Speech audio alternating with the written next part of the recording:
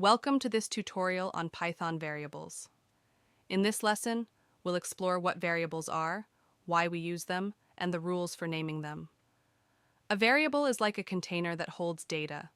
It allows us to store values and use them later in our code. Variables are also known as identifiers. In Python, variables have a name and a value.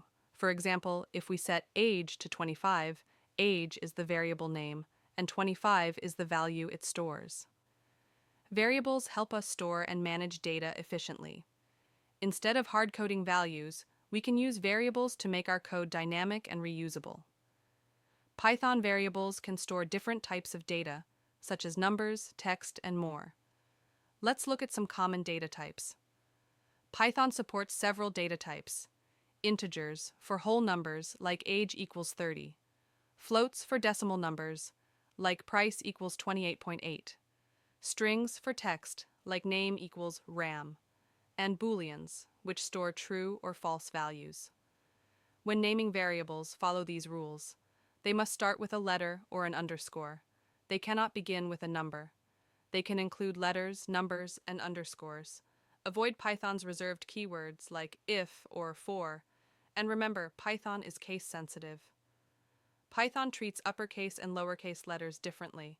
That means name with a lowercase n and name with an uppercase N are two separate variables. You can update a variable's value anytime. For example, if you set score to 10 and later change it to 20, Python will use the latest value when you print it. Python allows assigning multiple variables at once. For example, you can set x, y, and z to 5, 6, and 7 in a single line. You can also assign the same value to multiple variables.